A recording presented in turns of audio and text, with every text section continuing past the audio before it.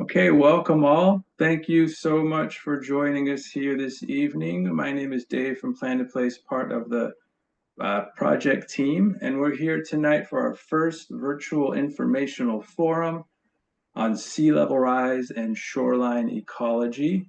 Before we get started, I'm going to go ahead and hand it over to Jeff to do a quick welcome. Good evening, everyone. My name is Jeff Schwab. I'm the Redwood City Community Development Director. Pleased to have this forum tonight where you can learn more about sea level rise and shoreline ecology. Some of that will relate directly to Redwood Life Project. Some of it will be more broad in relationship to the entire shoreline in Redwood City and parts of the Bay. We have four speakers tonight for you to give you some perspective. Troy Reinhalter from Ramey and Associates will give you some history and context. James O'Connell, our Assistant City Engineer, will provide you city perspective on what's going on in the city and what we're doing more specifically citywide. Len Matterman from One Shoreline will provide overview of their programs and what they're working on and how they're working with the city.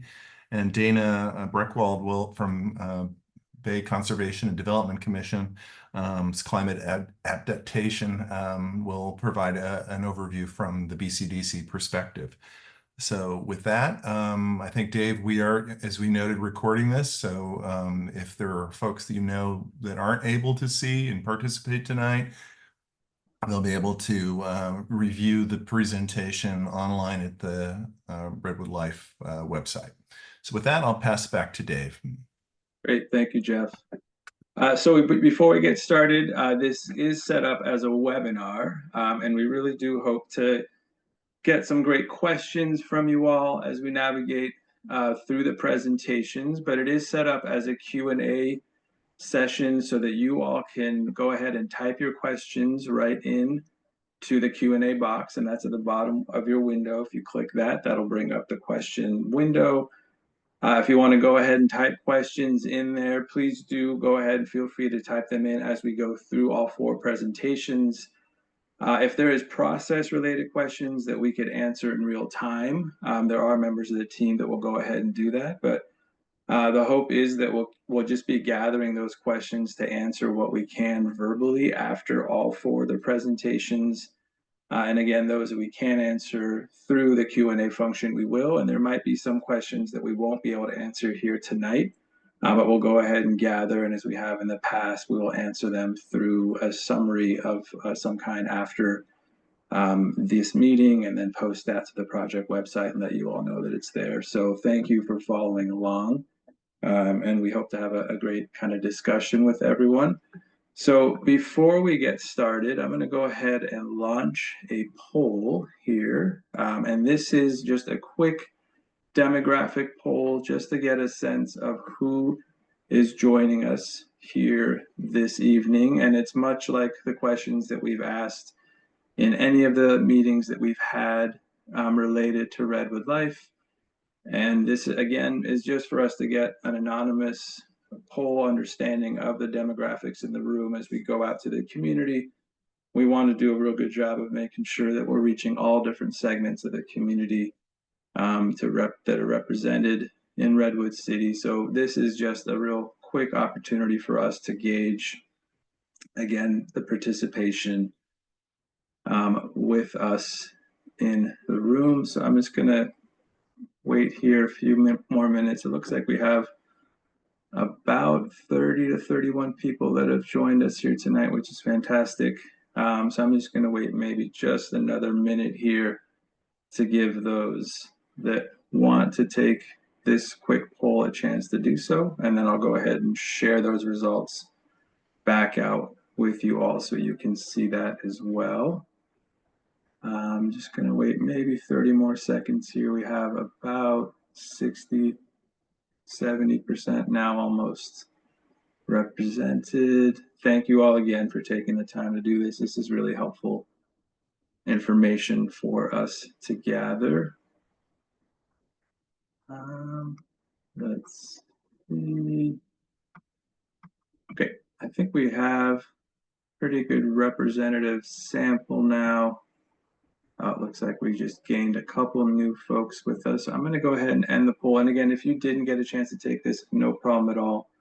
Or if you want to take it later, we can provide that opportunity. But just in the interest of time, I think we have the vast majority of folks that have taken it. So I'm going to go ahead and end the poll and share the results so that you all can see the results here. Question 1 about your connection. Looks like the majority live in Redwood Shores, some shop, and some visit for recreation, which is great to see. Previous involvement, looks like about half of you know about this project and the proposal. Vast majority own. You all could see the rest of the demographics, and it looks like the email and social media did work. So excellent. So I'm going to go ahead and stop sharing now. And I will go ahead now and give you a quick overview. Jeff already mentioned this. We've already done the welcome. Next, Troy is going to provide us a quick overview of history and context. And then we're going to go through our 3 panelists here with us this evening, starting with James O'Connell from the city, and then Len from One Shoreline, and Dana from BCDC. And then we're going to provide plenty of time about the last half hour of the meeting to go ahead and go through the Q&A function with you all and answer some of the questions that you might have, just to kind of start the discussion off that way. So with that, I'm going to go ahead and hand it over to Troy to get us started. Over to you, Troy. Thanks, Dave. Thanks for the introduction. I'll be helping to facilitate this forum as well as some subsequent ones that we'll be holding in the future. So I'll go ahead and give a very brief refresher on the city-led precise plan and EIR effort, which will govern any future redevelopments on the Redwood Life site. Next slide. So you can keep going, Dave. All right, great. Next slide. Right, so last year, as we know, in response to concerns raised by this community, the council initiated a planning and environmental impact review process, which centers around engagement that is led by the city, such as tonight's forum and the in-person workshops that we previously held at the library. This city-led effort focuses on the creation of a compromise alternative that will be studied at an equal level through the C-Corp analysis at an equal level to the proposed Longfellow project. City is also undertaking thorough analysis of community benefits and fiscal impacts of both the proposed project and the alternative that is generated. Next slide. So by now, most of us, I think, should be quite familiar with the precise plan area, but here's a map of the approximately 80 areas in question shown in the yellow. Areas located between the Belmont Slough, an ecologically sensitive area, and the existing quiet residential neighborhood of Redwood Shores. It's primarily accessed off Marine Parkway. The area also includes a 1-mile stretch of the Bay Trail. Just a quick reminder, as Jeff mentioned, that tonight's forum is focused less really on the particulars of the proposed project and its shoreline protection, but instead the city is holding this webinar to really provide a broader understanding of the policy and regulatory framework within which the precise plan and EIR will operate. Next slide. So this series of aerial images documents the evolution of the site over time. After the closure of the landfill, the city adopted the Westport Specific Plan in 1985, updated it in 1995, which then facilitated the development of the existing office park, which we see completed on the right here. At the time that it was built, Redwood Life was considered one of the more ambitious redevelopment projects on a former landfill. Next slide. The site currently hosts 20 buildings, 2-story buildings that house about 25 tenants and an estimated 1,500 employees in R&D and life sciences primarily. These buildings account for just under 1 million total square feet. At full occupancy, the buildings could accommodate nearly 4,000 employees. Next slide. So this slide shows the overall timeline and work plan for the city-led precise plan process. which is scheduled to run through mid-2026. The key phases and the key engagement touch points are shown here. We've completed phase 1, listening and learning, which included a community workshop on issues and concerns, as well as an online survey asking for community reactions to the proposed Longfellow project and the development principles that were drafted by the city. As shown here by the star, we're in the midst of phase 2, which really centers around the development of a clear alternative to the proposed project, which again will be studied as part of the CEQA analysis in the subsequent phase 3. Our phase 2 featured an in-person workshop where we discussed revised development principles, and we had an opportunity for participants to lay out their own vision for redevelopment of the site. Next slide. So this current phase, which is focused on alternatives, will feature several additional opportunities for engagement, including an upcoming webinar where we'll review the findings from the sensitivity analysis with a focus on traffic and utilities, a webinar about the landfill, and then to conclude our development of the alternatives, the city will be holding one or more workshops or stakeholder meetings early next year before we present our work, both the technical findings and the community feedback to the Planning Commission and the City Council. We anticipate 2 meetings with City Council early next year. Next slide. So now I'll briefly introduce tonight's topic with some brief background on flooding, sea level rise, and shoreline adaptation within the context of the city-led plan and the study area. So this slide shows the topography of the site as it exists today. When you can easily recognize the location of the former landfill as the high point on the site, shown in the dark purple. Overall, the grade varies by as much as 20 feet on the site from the lowest point, which is about 10 feet above sea level, to about the highest point, which is 30 feet above sea level. Next slide. Here we show the current FEMA flood insurance map for the site and the surrounding area. Currently, most of the site, nearly all of the site, is outside of the flood hazard area, which is an area that would be expected to be flooded or inundated in a 100-year flood event. So we show that hazard area in blue. But as we'll discuss, this map is subject to change in the future. Next slide. So these images just show the existing levees on site, which continue around the site and through the broader Redwood Shores neighborhood. These are not built currently high enough to protect against the future projected flooding and sea level rise that we expect during the coming century. Next slide. So in terms of planning for future sea level rise, for projects that have a long lifespan, we use a methodology that involves sort of a point in future time, typically 2100, and then a risk factor, which measures the vulnerability or sensitivity of a land use to sea level rise.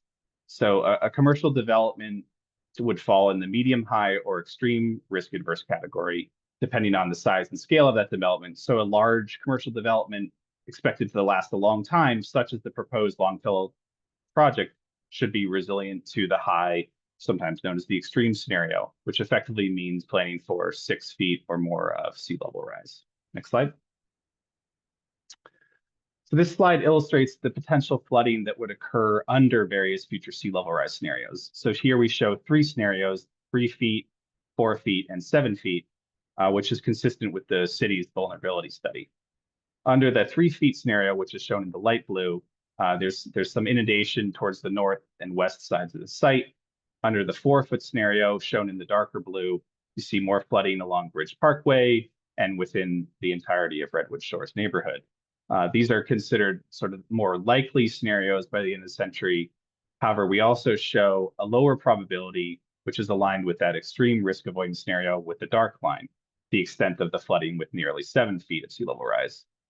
Just as a reminder, this is only showing what would happen in the future if no shoreline protection, adaptation, or fill is completed, which we'll discuss with our guest speakers later. Next slide. So when we talk about flooding and sea level rise, we also want to be cognizant of the fact that groundwater rise is also a key concern for coastal communities such as Redwood Shores. And in fact, coastal areas will be potentially more exposed to shallow groundwater hazards in the next century than just surface flooding alone. Sort of shallow groundwater is defined as the water table being within 2 meters of the surface. Generally, a one-to-one relationship exists between sea level rise and groundwater rise within a close proximity to the shoreline. So in other words, you can estimate the projected future groundwater rise by adding the amount of projected sea level rise to the current groundwater levels. So in some areas, the groundwater table might rise enough to emerge at the surface, which can cause, permanent inundation or temporary flooding. These we show in those darker purple colors. But even if the water table does not become emergent at the surface, shallow groundwater can still become problematic by impacting underground infrastructure such as pipes and storm drains. Next slide. So just to pull us a bit back up from the site to this broader regional context, sea level rise is a concern for everyone who lives or works near the bay, but especially for Redwood Shores. And as some of our guest speakers will discuss, there's a particular urgency to developing and implementing a plan to protect the entire community due to issues around FEMA accreditation of the existing levees. All right, next slide. I'll turn it back, Dave, for our guest speaker. Great. Thank you so much, Troy, for that. And I do see some questions coming in. And as I mentioned at the beginning, we're going to go ahead and get through all the presentations to show you get the full context, and then we'll come back and answer questions. And those that can be answered, we will start dropping into the Q&A. So with that, we do have three great panelists here with us this evening. We're going to start with James, as you see on this screen, and then give Len an opportunity to present on the behalf of One Shoreline, and then go to Dana Breckwald from there. So James, I am going to go ahead and turn it over to you to get us started. Perfect. Thank you, Dave. And Troy. The topics I'm going to discuss this evening are primarily sea level rise and the vulnerability assessment that we did, and the Redwood Shores levees. I'm James O'Connell. I'm the Assistant Director of Engineering and Transportation for the city. Happy to engage with anybody and answer any questions you may have proceeding. Next slide. So this evening, I'm going to primarily talk about the sea level rise vulnerability study that the city has been doing. The main takeaway that you should have this evening is that I am just giving very broad oversight of what that study is. There is a city council discussion that will be that we will be having on the 4th of November, this coming Monday. Anybody who is interested in this topic should definitely come to that city council meeting. That will be where we have the primary focus with our city council members to discuss this topic. So definitely encourage everybody to come to that if they're interested. Just going to talk very briefly about the adaptation planning approaches, and then a little bit about what we are looking at with the Redwood Shores levees. Next slide. So with the sea level rise vulnerability study, basically in the very basics of it, we looked at how sea level rise is going to affect our coastal parts of our city. It was broken down into different reaches.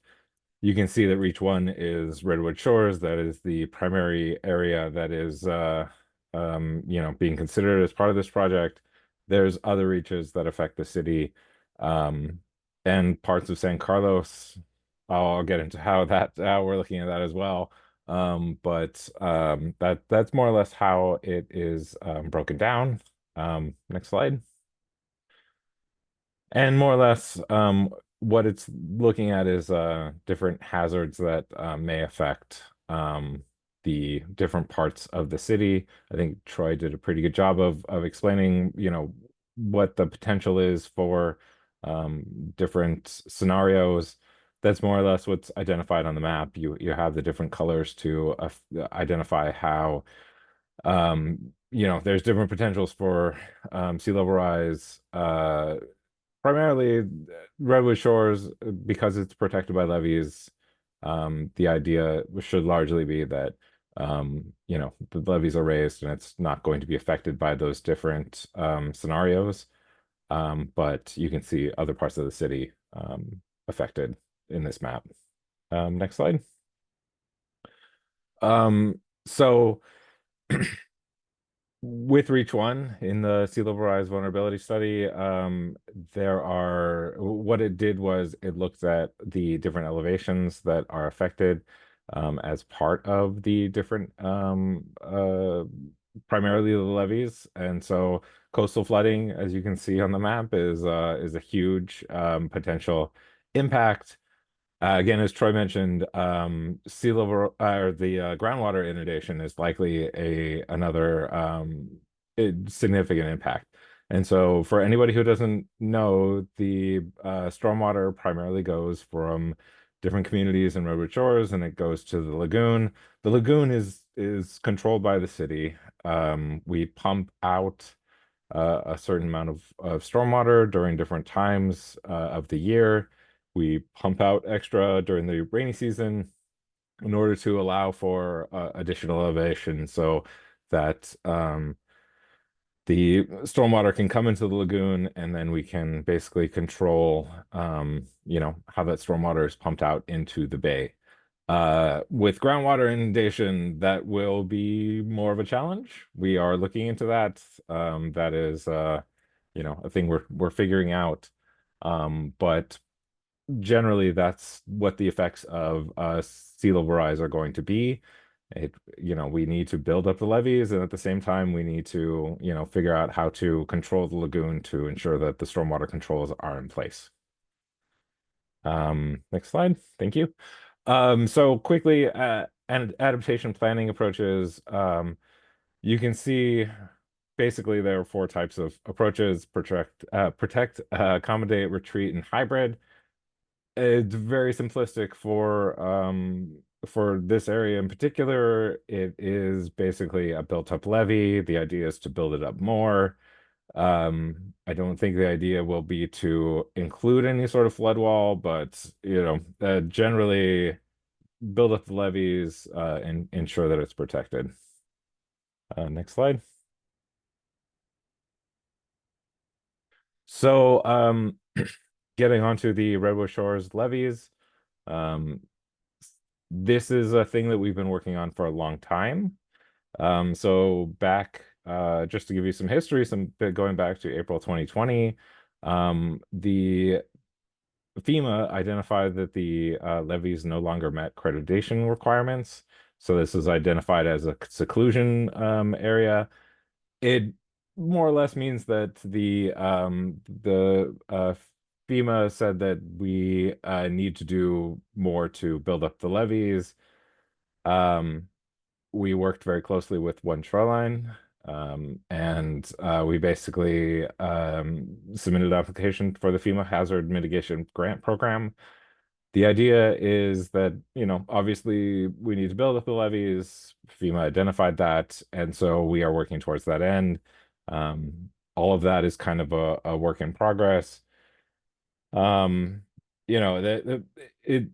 FEMA, there's really they identified basically all over the Bay Area that there were run-up actions that meant that all of the levees or all of the coastal areas needed to be raised up.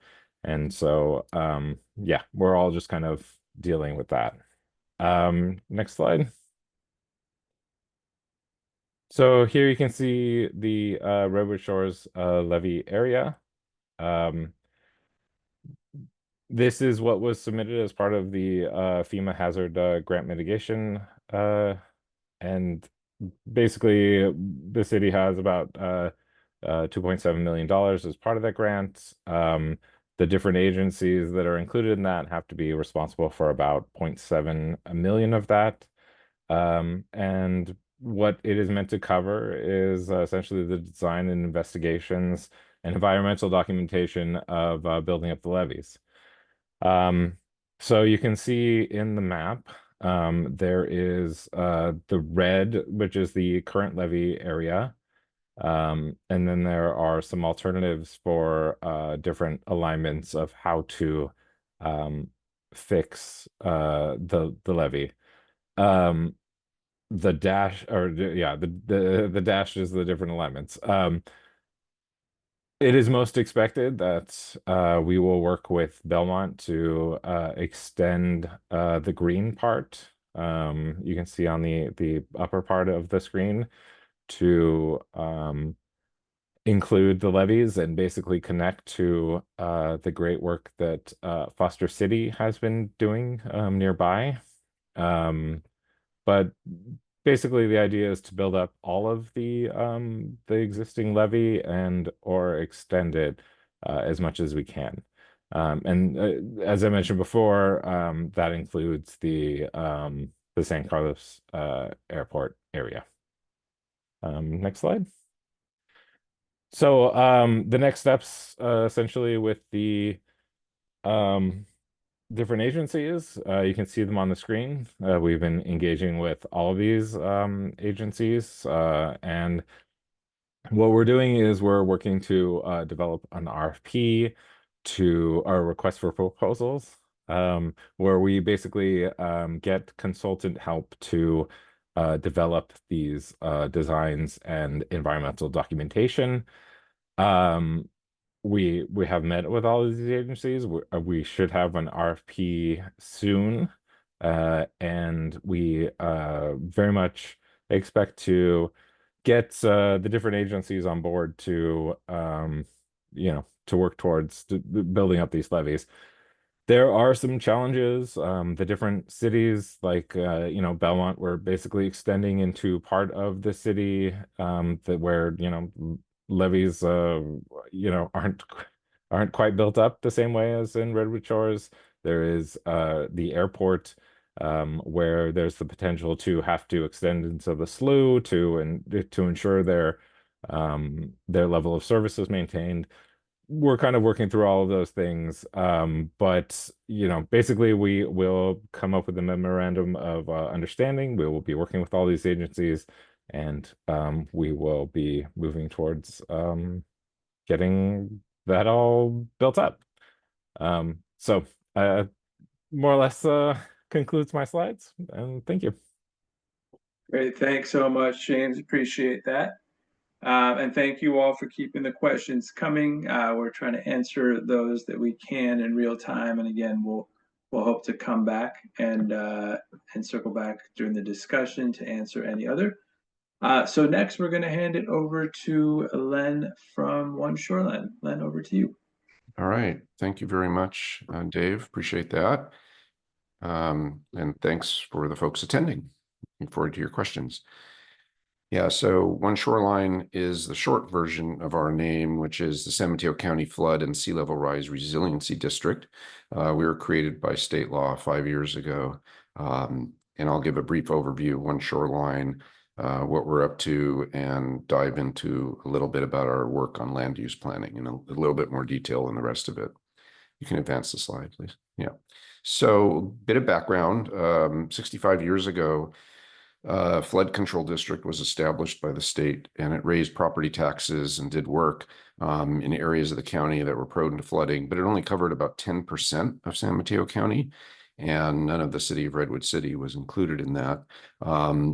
Meanwhile, in the last 10 years or so, there have been studies by various entities. The ones shown here are related to a grand jury report that looked at sea level rise vulnerability in our county, and other studies that looked at our vulnerability relative to other counties, both around the Bay and around the state.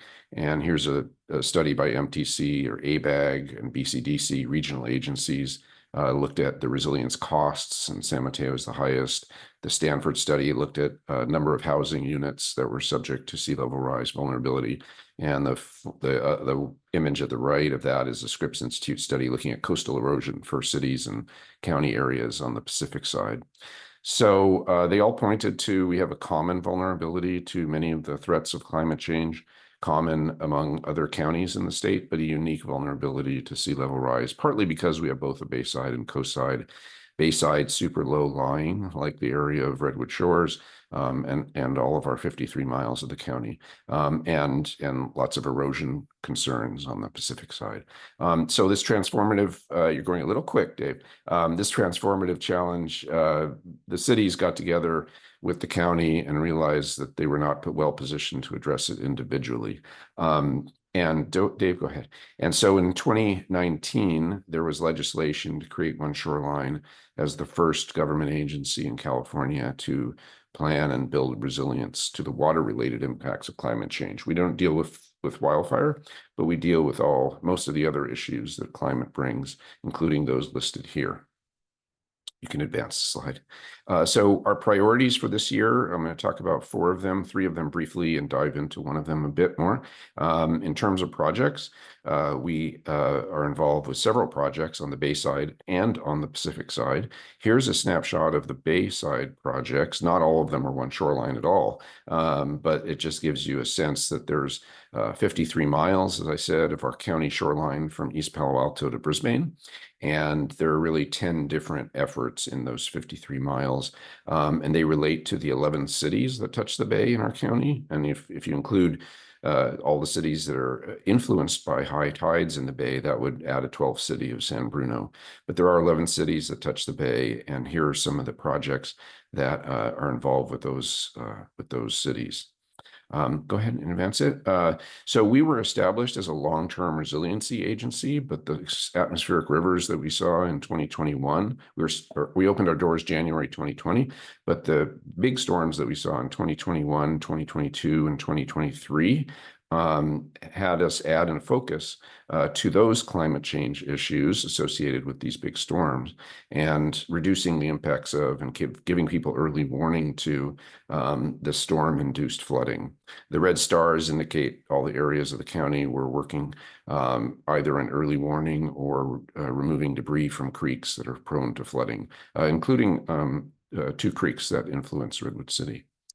Next, yeah. And so the final priority before I get to the 4th is related to our long-term funding. We receive funding from all the cities in the county and the county itself. We've been able to extend that funding quite a bit, and we're working to extend it further now. But we also need a long-term funding stream to deal with this long-term challenge. And then finally, our priority related to land use, private development, public infrastructure, so that future climate-driven conditions are imparted on both our public infrastructure and private development, and that's done in coordination with regional projects. So I'll spend a few minutes on that. I won't really dive into our project work unless there are questions. I think that James did a good job covering the project in Redwood Shores, and we look forward to being a partner with the cities on that. But I won't really talk more about the specific project work unless there are questions. So Redwood City has the longest shoreline of any of the 11 cities in San Mateo County. It's actually about a quarter of our county shoreline is in Redwood City. So it really has the most to gain and potentially to lose about this whole issue of sea level rise, groundwater rise. You can advance the slide. Here's a photo taken from the Redwood Life area, actually the path just next to Bridge Parkway. And in case you're wondering if this is a kind of a long-term future issue, this is during a very high tide, but you can see the water level is quite close to the top of the path. And so this is something that has some level of urgency for us here at One Shoreline. Okay, and so getting to the target of this effort regarding land use is the development up to the water's edge or below ground where there's known shallow groundwater issues, or public infrastructure that doesn't accommodate today's storms, higher tides or rising groundwater. These pictures are from different cities on the peninsula, Redwood City and San Carlos and Burlingame, and there are different examples of public infrastructure and private development that's just too close to the water's edge. The picture, the third from the left or second from the right, is a sunny day, and this is a pump station that's directly opposite a new development that actually was just completed this year. And so these are the kinds of things that we want to be thinking about as we go forward with approving developments. Continue on the slides. So in 2023, after working on what we call planning policy guidance, we worked on it for about 9 months. We had reviews by the cities and the public. We received over 500 comments on the document. Our board adopted planning policy guidance that incorporated ideas regarding sea level rise, extreme storms, and groundwater rise, recommendations for cities to incorporate these things into their general plans, specific plans, and zoning ordinances. And now we're working with a collaborative of the county and 7 jurisdictions, I believe, to incorporate these issues into those additional 7 jurisdictions in 2025.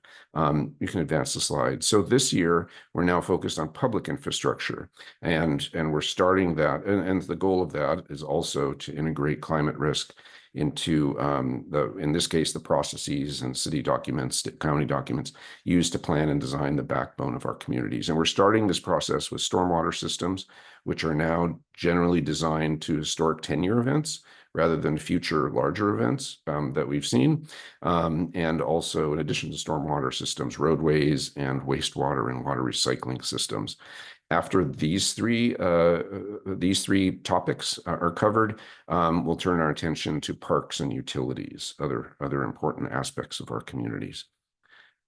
Yeah, thank you. So what this looks like in terms of how development agreements are done and how private developments kind of play out. This is from the city of Burlingame. So we started our work on this topic with the city of Burlingame, and Burlingame developed a new zoning ordinance in late 2020. It was approved by city council, 2021, sorry. It was approved by city council, and it's led to development agreements like this one that talk about applicant building shoreline infrastructure to elevation that's specified in what's called a map of future conditions, which looks at sea level rise scenarios long term.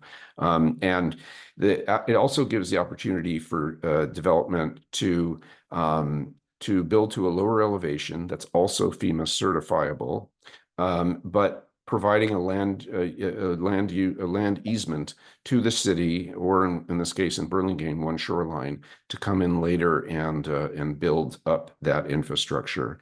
So it really, as part of the development process, talks about from the get-go, it talks about the need for shoreline infrastructure, and it doesn't assume that that's coming in years after or the development is completed, but it tries to bake it in from the beginning. And we would really encourage that this occur also in all developments along the Bay shoreline that are coming along. You can advance the slide, Dave. So it's important. This is just an image from one of the private developments that has such a development agreement where they build resilience into their project that then becomes city approved. As I said, or provides land rights for that project. It's important that this is also done in coordination with a regional project. And it's great that there's both Redwood Life moving forward at the same time as a regional project around Redwood Shores. They should be working closely together, and I'm confident they will be in this case. In Burlingame, we're looked at the zoning ordinance, and many developments in Burlingame that are very large. We also have a regional project. And so we're working with the developers and with the city to ensure that the developments that abide by the zoning ordinance do so in a way that's copacetic to the project, the regional project, and the regional project can essentially fill in the gaps between the developments. And that's complicated, of course. This is all complicated and challenging, but that's kind of one of our main strategies. Just to say, there's also zoning ordinances in other cities that are similar. This is one from South San Francisco that also has a lot of development underway right now and in the planning pipeline. This is their most recent update to their zoning ordinance. So with that, I thank you, and I look forward to your questions and turn it back to Dave. Thank you so much, Glenn, and I apologize for moving a little too quickly. It's okay. Yeah, I definitely did not want to hurry that great presentation. So thank you so much for that. Thanks. Excellent. And I do see some more questions coming in, and the team is doing the best we can to answer those in the Q&A. But again, we'll highlight those that we can bring back as part of the discussion. So with that, we're going to come to our final speaker. I'm trying to Dana Breckwald with BCDC. So I'll go ahead and hand it over to you, Dana. Getting tongue-tied. Over to you. Thanks, Dave. Thanks everyone for having me. I'm Dana Breckwald. I work on all things sea level rise adaptation at the San Francisco Bay Conservation and Development Commission. So if you want to go to you can go one more slide forward. Double cover slides there. So if you are not familiar with BCDC, and few people are, we are actually a state agency that works to protect and enhance the San Francisco Bay and the Bay shoreline. And we have a large commission that guides the work that we do. We're at about 60 staff right now and a number of advisory boards. We have an EJ advisors board. We have a local electeds task force. So we do quite a bit of engagement throughout the region for the work we do. We have two divisions at BCDC. One that most people are familiar with is the division that issues permits for any development that occurs either in the Bay or along a 100-foot band of the Bay shoreline. And then our planning division has been doing a lot of work in the past decade plus on working with cities and counties on how to adapt to sea level rise. So next slide, please. We are legislatively mandated to do this. There are a couple of bills that have passed in the past 20 years or so that name BCDC as one of the major agencies in the region that works on sea level rise adaptation. And most recently, and what I'm going to talk about most today, is a bill called SB 272 that passed last year that names BCDC as the agency that should coordinate sea level rise, mandatory sea level rise adaptation planning around the Bay. So I just want to show these little maps here on the right. BCDC's was originally created in 1965 primarily to stop Bay fill. So I love these maps because the one in the middle there shows what the Bay looked like in 1849 before it began to be filled by primarily the gold rush, and then later people were filling it intentionally to create more land for development. And BCDC sort of froze that shoreline in place in 1965 and prevented that from getting any worse. But sea level rise is actually taking us back to it wants to take us back to the shoreline that was more original to the Bay. So if you look at the 1849 map and then the 6 foot of sea level rise map, they are quite similar. So BCDC's mandate has really gone from a shrinking Bay to one that is now wanting to grow again. The problem is we've now developed along that 1965 shoreline, so we need to figure out how to manage that. Sorry, go ahead on to the next slide. So one of our major projects right now is called the Regional Shoreline Adaptation Plan, or the RSAP. And this is a region-wide plan for the Bay shoreline that helps to guide the creation of coordinated, locally planned sea level rise adaptation actions that can work together to meet regional goals, to make sure that we're all kind of going towards the same outcome, and that adaptation that happens in one part of the Bay doesn't negatively impact people on other parts of the shoreline. This document, which is we're preparing to adopt it in December, contains a one Bay vision, which I'll talk about, but that really sets out what the region wants the shoreline to look like if we're successful with adaptation. We've identified a number of regional priorities that we all need to work together to achieve in light of adaptation, and then guidelines for how cities and counties can do sub-regional shoreline adaptation plans, which are now required by law. And that's the next slide that I have there. So diving in a little bit deeper to SB 272, the bill actually mandates that local governments within BCDC's jurisdiction must complete a sub-regional shoreline adaptation plan by January 2034. It also names cities on the outer coast have the same responsibility, but a different agency that's administering that. It also names BCDC as the agency that's in charge of developing the guidelines to ensure consistency along those sub-regional shoreline adaptation plans by December 2024, which is right around the corner. And so that's what we've contained in this regional shoreline adaptation plan. And then BCDC uses those guidelines to review completed plans and approve them.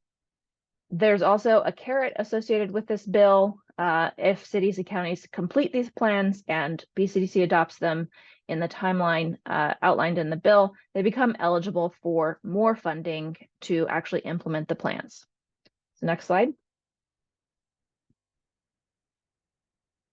So we have been really busy to make sure that the regional shoreline adaptation plan, the One Bay vision, these regional priorities, as well as the guidelines that cities and counties are going to be using to develop their local plans. We've been talking to lots of people over the past year and a half to make sure that this is actually reflective of what the region wants. So we've had an advisory group, we have subcommittees, we have local elected officials that we're working with. We have gone out to many community meetings. These are pictures from some of the pop-up events we did. For example, we asked people, what do you care about in the future along your shoreline? What do you want the future to look like for your children? And that helped to drive our One Bay vision. We've had the online surveys, public workshops, focus groups, all sorts of engagement. And overall, we've engaged hundreds of people throughout the development of the Regional Shoreline Adaptation Plan. Next slide. So one thing I want to mention here is that, you know, this may seem kind of like a top-down mandate that people have to do, and we're telling you how to do this adaptation planning. But despite the fact that there is a fairly cohesive and extensive process that we're laying out to do these plans, we know that a lot of cities and counties, like Redwood City, have done a lot of planning for sea level rise already, have vulnerability assessments already in place, have started to develop adaptation strategies. So the goal of these guidelines is to lay out some standards, but at the same time, we wanted to ensure that there was some flexibility built in for work that has already been done. We wanted to make sure that this is aligned with what people were already doing. So we did look at quite a few adaptation plans that had already been developed in the region, said, what are they doing that's actually working?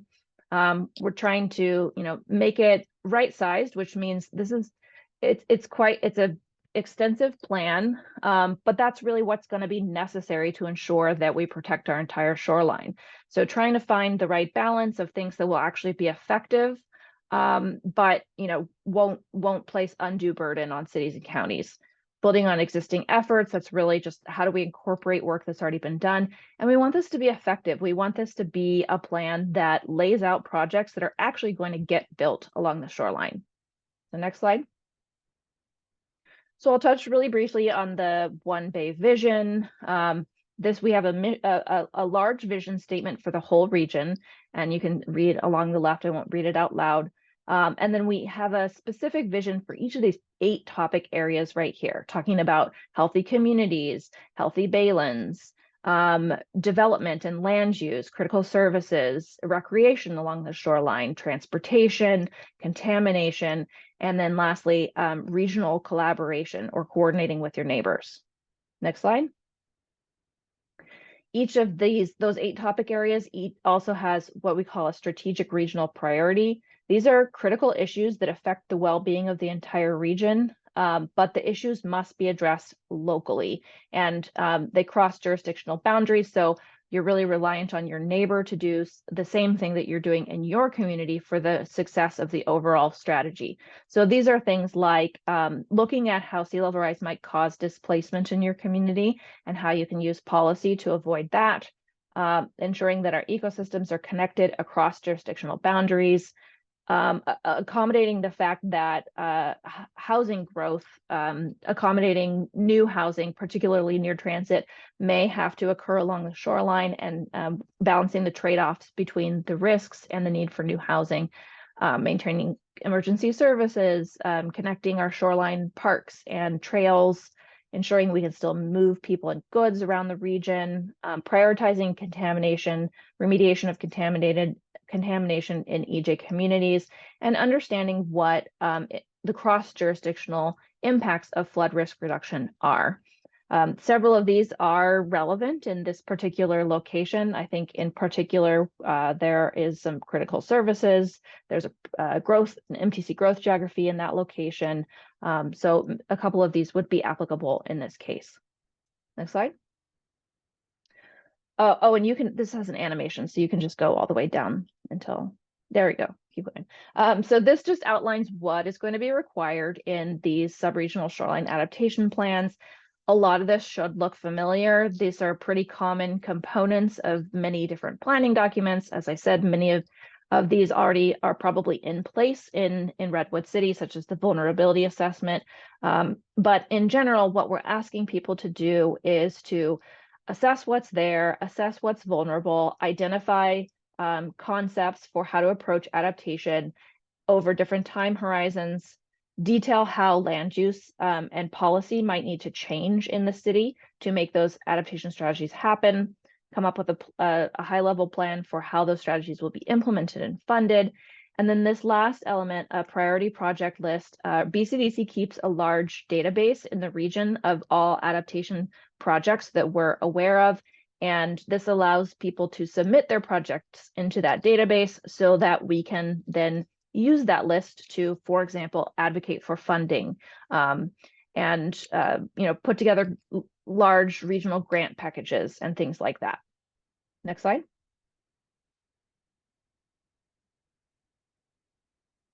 This also has animations. You can click through that. Sorry, I forgot to take care of those. So there are also 4 minimum standards. These are things that everyone has to follow no matter what. These are standard sea level rise and flood hazard scenarios. So ensuring that everybody's evaluating the same hazards in their plans. Minimum categories and assets. So these are things like everyone should be looking at contamination, or everyone should be looking at certain categories of critical assets or Balin's habitats or things like that. There's an equity checklist for each of the plan elements that you saw on the previous slide to make sure that the process and the outcomes include equity. And then there are adaptation strategy standards, which are considerations that everyone should think through as they're identifying what strategies are most appropriate along the shoreline. Next slide. The document is going to be adopted by the end of this year, but we have many other resources that are in the pipeline that will help people apply the guidelines and do these sub-regional adaptation plans. One of which is our online mapping platform, and this is a online map that provides many of the data layers that we're requiring to do these adaptation plans. And it has a lot of functionalities, like you can click on a jurisdictional boundary and export an exposure analysis of that location based on the data that we have on the online mapping platform. So this should really reduce the burden of making lots of maps and trying to track down consistent data. We're also launching a local technical assistance program where we'll be working with cities and counties as they do these plans with things like templates for plan submittals, helping them build capacity locally for community members to be more engaged in adaptation planning, and all sorts of other resources that will help apply these guidelines and actually create these plans. I just have a couple more slides here. Just want to give a shout out for the grant program that we have been partnering with. It's open right now, and it has money available to complete these plans. It's the SB1 grant program. You can apply on a quarterly rolling basis. It's non-competitive, maximum $1.5 million. And we have about 6 or 8 communities around the Bay Area that have already successfully applied to this program and gotten funding to do these plans.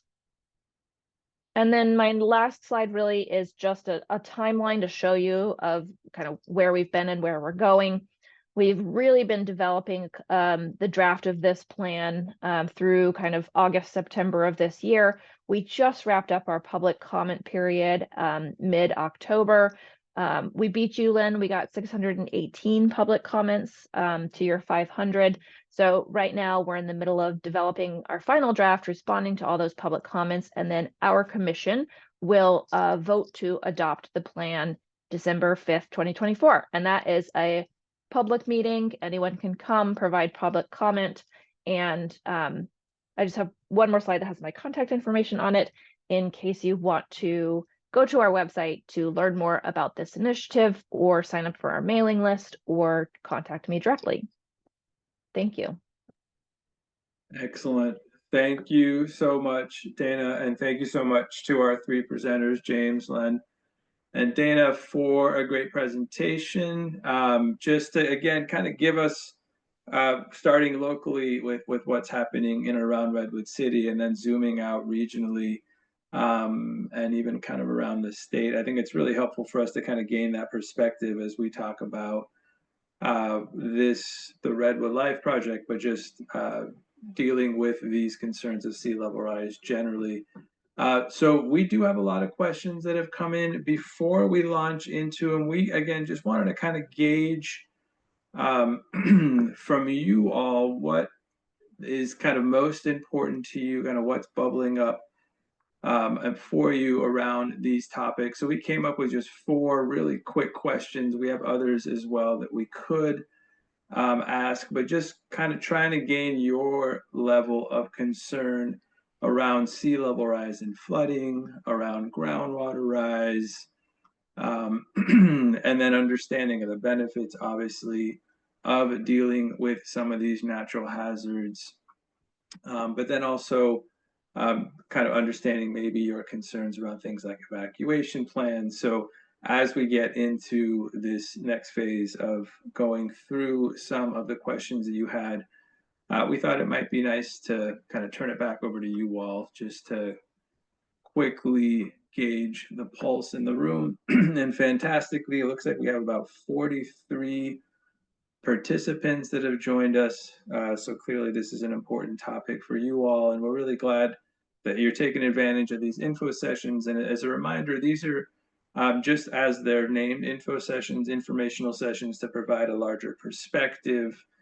We don't anticipate talking specifically about the proposal about Redwood Life here tonight, but we really wanted to, again, kind of gain a larger perspective around these specific topics. And it's great to see some of the questions that are coming in. I'm going to pause here maybe just for 30 more seconds to see if we can get a few more respondents, and then share this poll back out to you all. And I'm sure you all are following along in the Q&A. As questions are being answered, you should all be able to see answers to those questions. And then I'm going to go ahead and verbalize a couple or a few here to our panel as well to get their thoughts on some of the questions that we could answer. And again, just as a quick reminder, we're not going to necessarily get to every single question here this evening. Those that we can answer, we will. Those that we can't answer quite here tonight, we'll go ahead and take in and respond back hopefully through a Q&A. So I'm sorry, through an FAQ as part of the summary. So I'm going to go ahead and end the poll now just to share that back out with you all. And clearly, sea level rise and flooding in Redwood City is a large concern, as well as groundwater rise. As we anticipated, preparing for natural hazards can have benefits, and we were wondering which might be most important to you. That's around air and water quality, reducing wastes, increasing the ability to respond to climate-related hazards. And then there sounds like about half of you did show some concern, or those that did answer, around the adequacy of evacuation plans. So I'm going to go ahead and stop sharing now, and I'm going to ask all the panelists if you can come back on video. And I'm going to pose a couple questions here that I was hoping we can get some verbal responses to. And James, I'm going to start with you. This is quite a long question, so bear with me. But it's stormwater drains from San Carlos to Belmont Hills in Belmont and Pulgas Creeks. They overflow their banks and periodically flood to adjacent streets. This water flows directly into the bay, both sides of Redwood shores. Debbie was wondering if you could please describe the impacts of the stormwater flooding from these major creeks into the sloughs, and will this excess stormwater wind up trapping behind the levees and increase the risk of flooding in the Redwood Shores area, as was evident in December of 2022? So James, I'll turn it over to you to share your thoughts on that.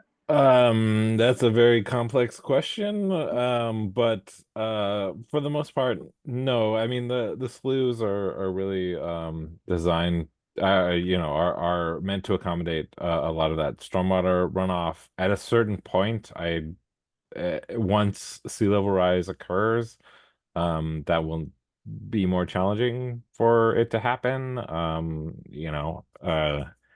Once the sea level rises are higher, it won't be able to accommodate a lot of those storm events. But the inundation that occurs is always upstream, and so if it is coming from Belmont or San Carlos or wherever, it will basically be occurring upstream of that, and they will experience more flooding events, just like we all potentially will be, depending on how we deal with it. Thank you, I James. hope that answered the question. Yeah, I know it's a trick one, and I should have prefaced that by saying I know that there's a vulnerability assessment also coming up. Well, and the vulnerability assessment, I should stress, is just the beginning points of it. It is us just looking at how we will be inundated with the stormwater, or the sea level rise, and the effects of that, and potential stormwater control issues that come out of that. We do need to study this very strongly, and we are working towards that. And so that is the next steps. We are working towards that. But yeah, this is just the beginning points of, we acknowledge that the sea level is rising and we need to figure out how to deal with it. Great. Thank you, James. I'm going to pose a next question to Len, and that's what is one shoreline stance on underground parking and below grade building? Shouldn't these be prohibited due to groundwater displacement and sea level rise? I'm just going to get to what would this type of subsurface development increase risk of flooding potentially in and around the Redwood Shores area? Yeah, I mean, I not to speak directly to Redwood Shores, Sure. But we've seen underground parking and underground mechanical equipment get flooded during the big storms, especially if they're adjacent to waterways, whether that's a shoreline or a creek, more often a creek in our area so far. So we would highly discourage underground parking, and especially underground mechanical equipment in areas adjacent to water.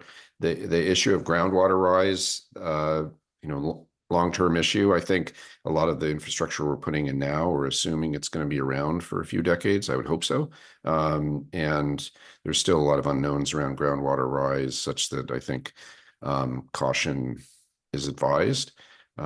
We can't say right now that those places will flood directly from groundwater rise, but it's certainly prudent to think ahead 20 years, and groundwaters will rise in 20 years. So yes, concern about those topics.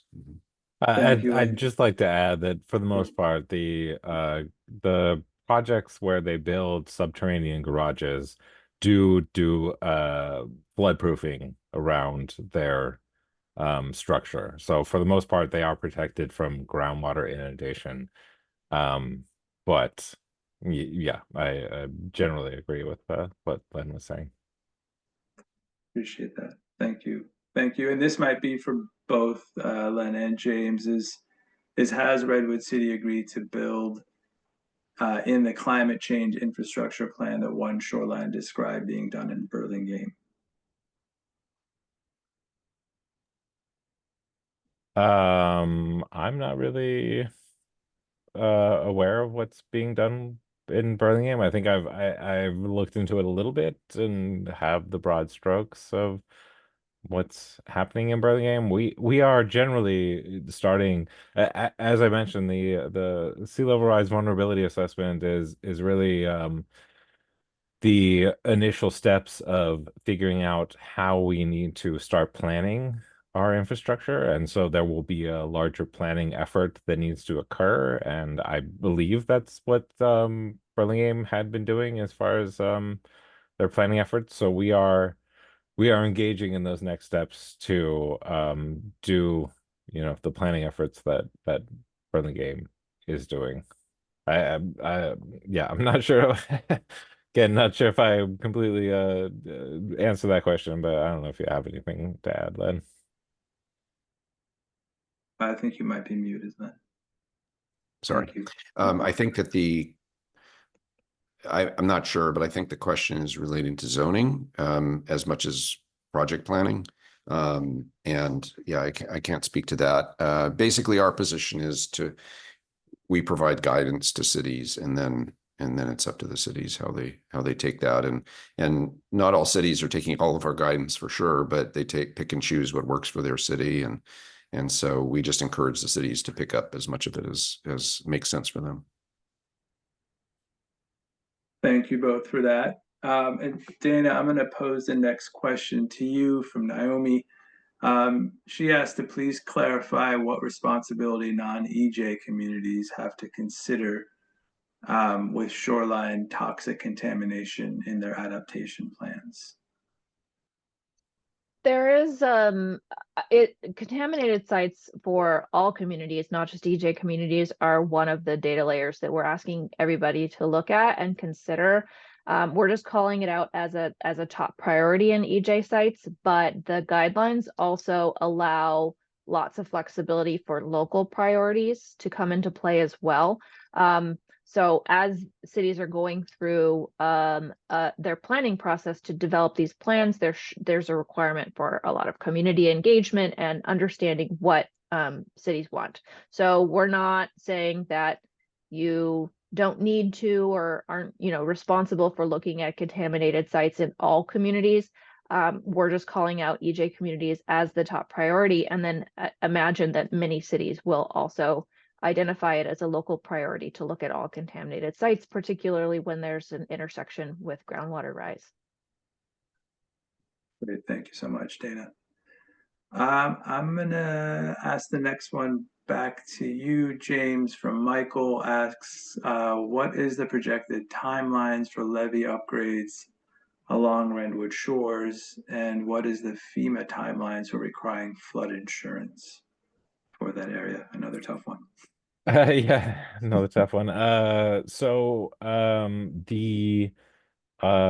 I mentioned, we are engaging in the RFP process. Once we get a consultant on board, it's expected to be a 3-year turnaround for completing those initial steps. And so that's basically let's call it 30% design and CEQA documentation.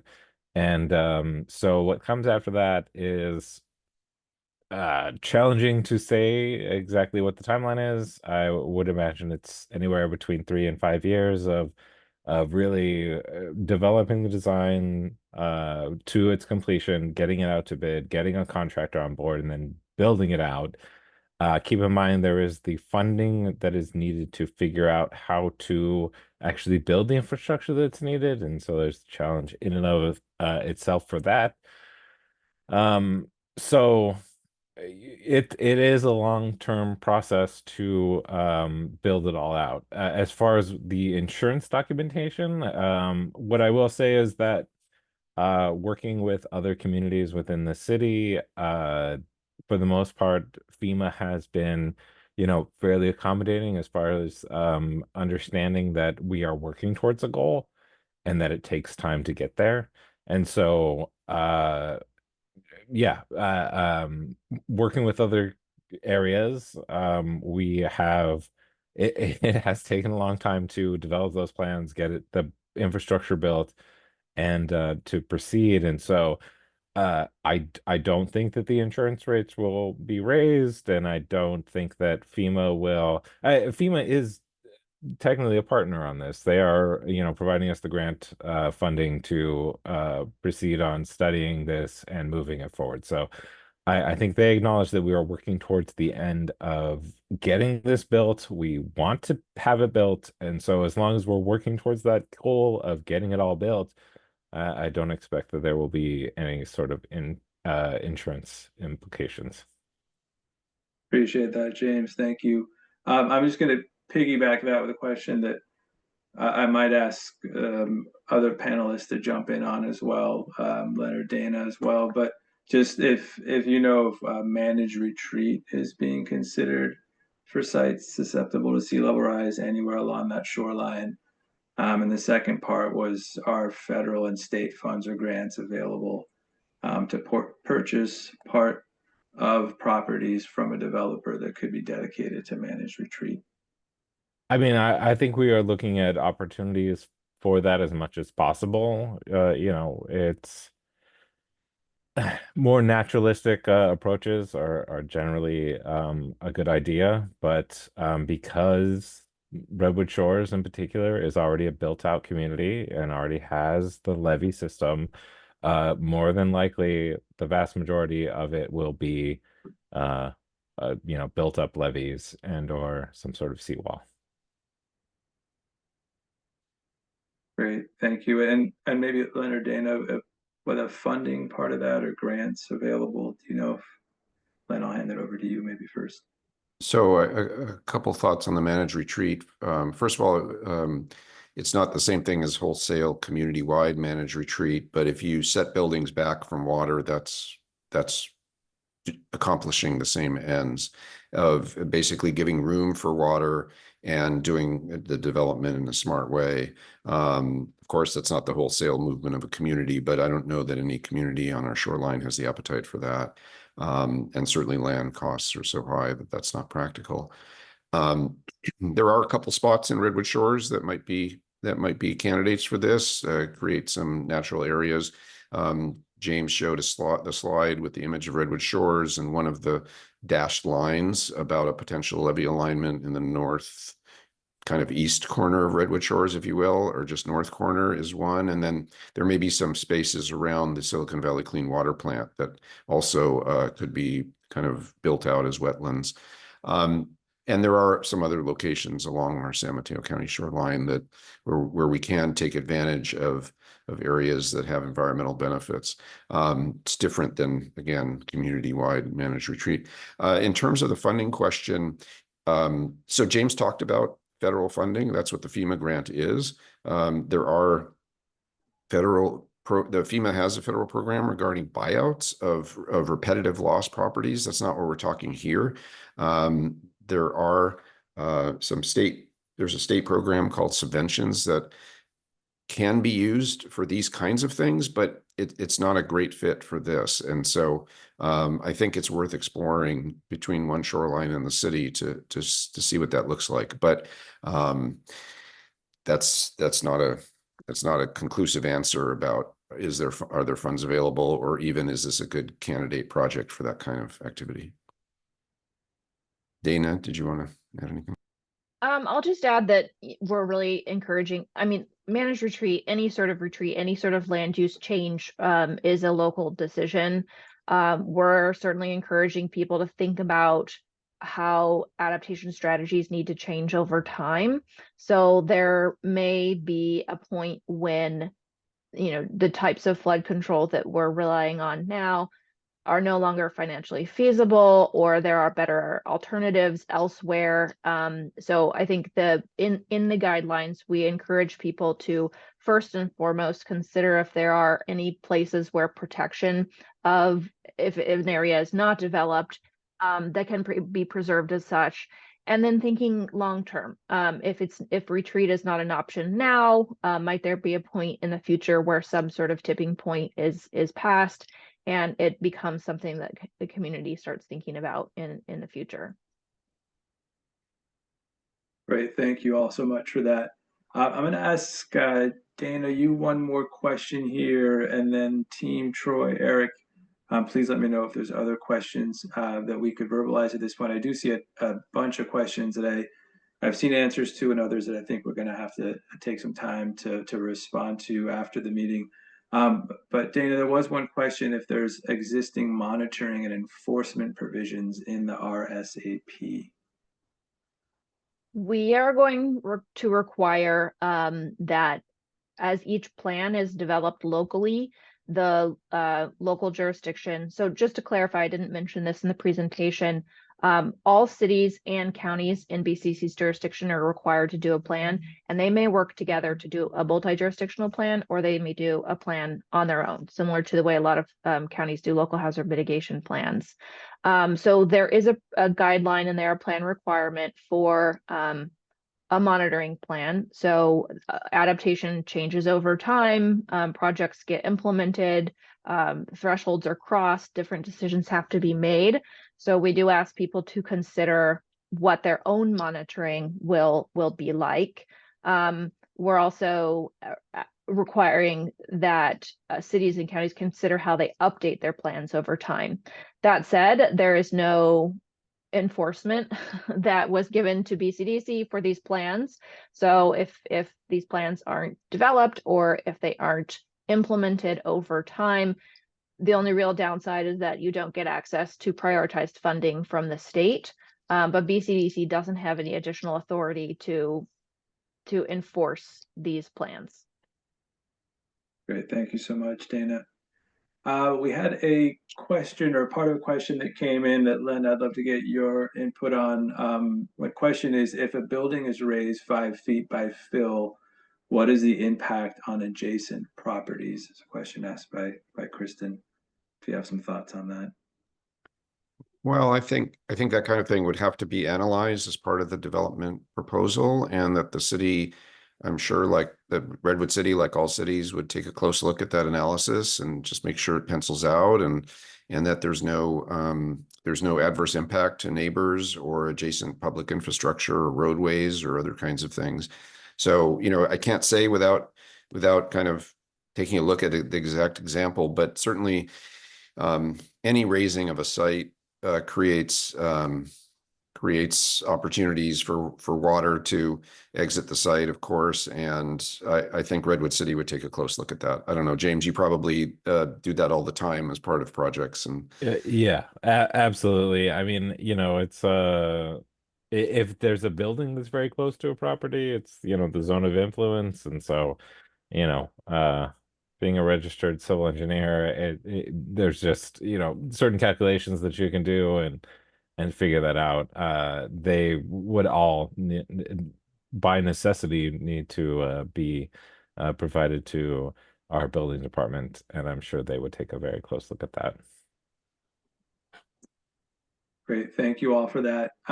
One question kind of following up on the undergrounding of parking was, if underground parking and mechanical are discouraged, what about bio-containment infrastructure? And I'm not sure who would like to take that one on first. Maybe Len, maybe I'll start with you. Yeah, I don't have much to say on that. I mean, I would look closely at anything that goes underground that close to the water, but in terms of the specific issues associated with biohazards, that would be something that I would assume the developer would need to hire a consultant team to do an analysis, and that the city would review that. So I don't have anything specific to add to that. Yeah, I mean, it sounds like it's very directly related to the fact that it's a landfill. There are always very special considerations that are considered when you look at any of the permitting that's done for that, especially the underground utilities. Stormwater in particular will be a challenge for the site, but with all engineering, when there's a will, there's a way. So it won't be problematic. It's just something that will get extra scrutiny for sure. Thank you all again. We have about 10 minutes left here. Troy or Eric, I might ask you to jump on. I think there's a couple questions left to ask here. I might ask you to maybe highlight a couple that you might want to respond to and or ask the team to. Sure. Yeah, I think I saw a question kind of asking about the nature of this forum and kind of the involvement of the folks in this panel.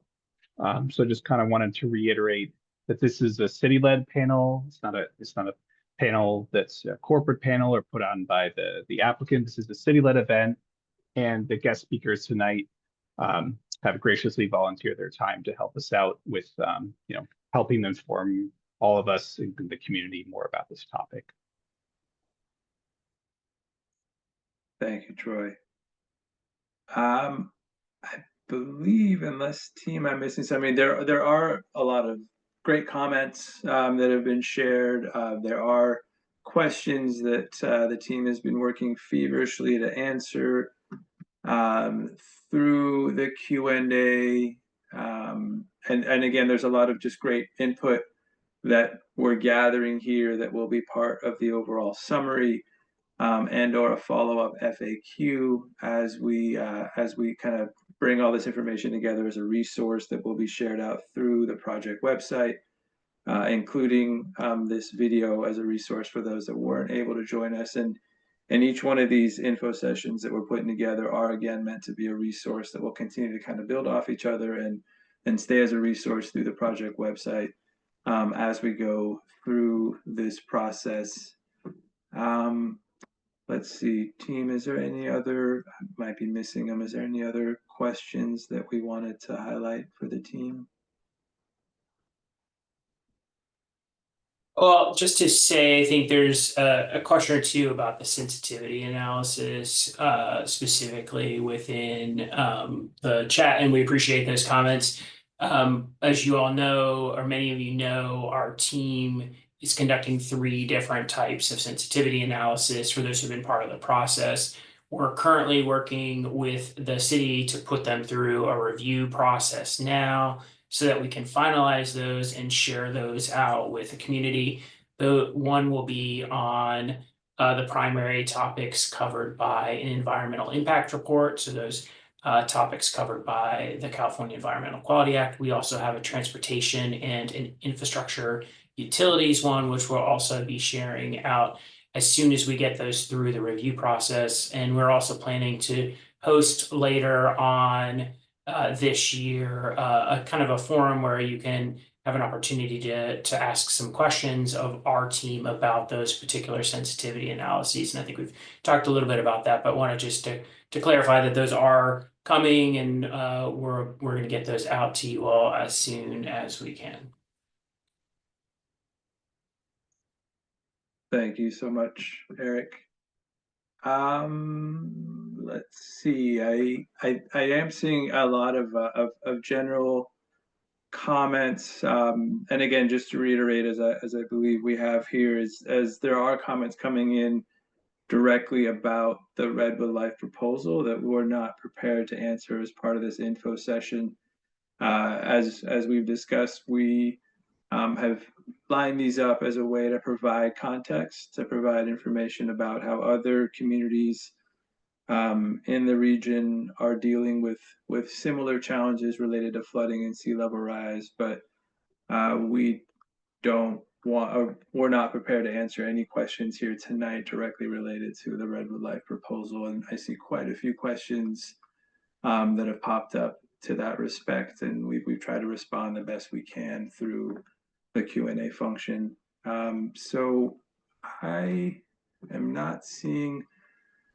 Thank you, Sharon, for praising us for this session. We always love getting praises, and we so much value all of your time, and we're so grateful for the panelists volunteering their time here with us this evening as well. Again, to give us some perspective as we continue to navigate this challenge really across the region again. Let's see, I'm seeing a couple other, anything else, team, that we see coming in through? Yeah, just the one that just came in about the concern about whether about the landfill and sea level rise in groundwater, and absolutely, and that's in part why we're having this forum, so we can start this conversation and build a better knowledge and understanding for each of us. And many of you probably know this already, that the property owner Longfellow already had to submit a sea level rise assessment of their site. They're required to do that to the Regional Water Quality Board. So there are additional regulatory agencies who we've mentioned earlier in the program this evening, who are also considering these issues and thinking about them in their regulatory context as well. So those pieces of information are available, and that's a publicly available piece of information. Thank you, Eric. And thank you Eric, for the could I question. could I Oh, go add ahead. something? Because I'm Sure. also looking at the questions and I'm seeing the questions about landfill Mhm. and you know, these are fair questions. Groundwater is people are rapidly gaining an understanding of the groundwater impacts, both related to impacts to infrastructure, but also related to impacts to contaminants that are underground, not just landfills, but there's a lot of contaminants along our bay shoreline. And so I think as this project develops, the Redwood Life Project, also there's a lot of understanding that will be developed over the next, let's say, 12 months about this. And the state legislature is actually looking very specifically at this issue. They just had a hearing in San Mateo County Assembly Committee that looked at groundwater rise and contaminants. So there's a lot of energy and information coming forward. I can't really speak to it right now, like some really like elevator pitch answer on this topic, but I think that this is good timing to gain an understanding for the city, for the residents, and all of us on this subject. And I just want to reiterate what was said earlier about this panel we have no relationship to Redwood Life. You know, this is a city people, this is one shoreline, completely separate government agency. BCDC is a state agency. This is nothing about Redwood Life. It's really the city asking us as different entities to participate in an information session for the public.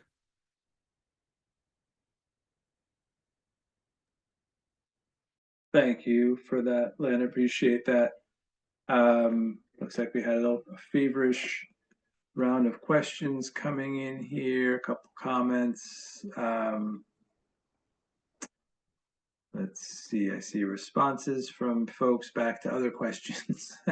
Is there any other questions, team, that we want to raise No, here? but just to say, there's a lot of questions about the project in here, Yeah. and we really appreciate those. And those are ones that we can look at very specifically. We have feverishly taken notes on all of this. There's a sheet that we're pulling all of these questions into. So we'll have those available to us, and then we can work to answer those as we go through the process, especially those ones that are very specifically about the project itself. But again, this is intended to be sort of a broader forum so that we can just build a better understanding both of the key issues that we're considering as part of this process, but also the broader regulatory context in which this potential project sits within. So we appreciate everyone's comments, even if we didn't get in questions, even if we had a chance to answer each and every one of them this evening.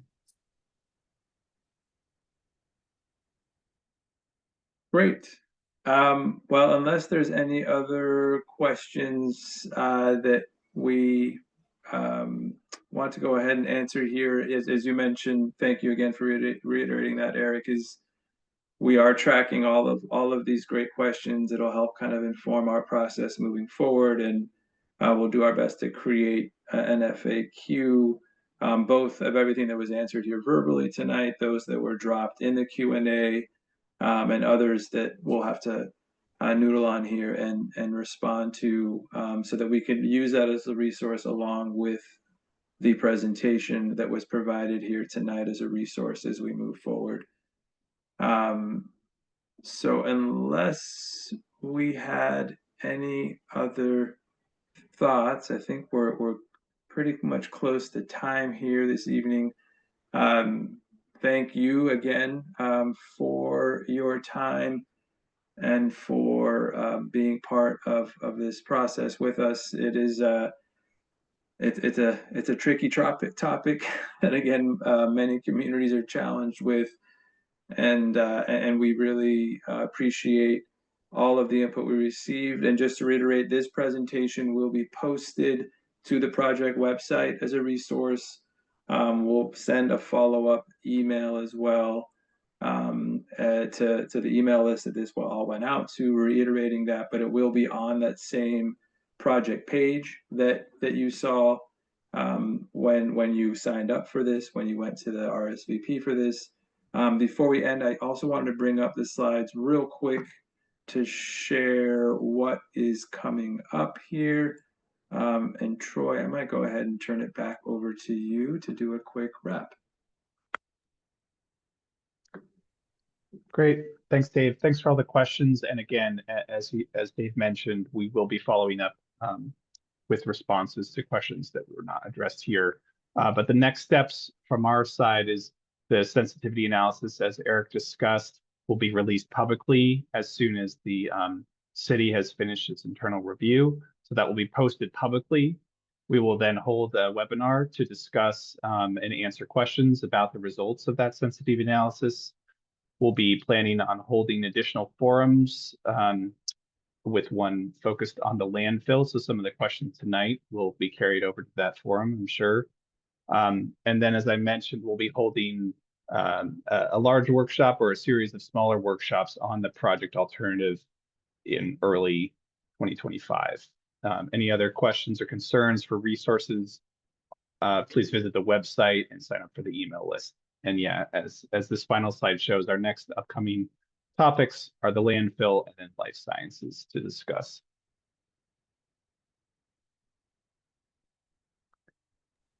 Great, and that puts us right on time here. So thank you all again. We really appreciate you spending an hour and a half with us here this evening after, I'm sure, a long day for you all. Thank you again so much for the panelists and taking the time to put together these great presentations and being available to answer questions.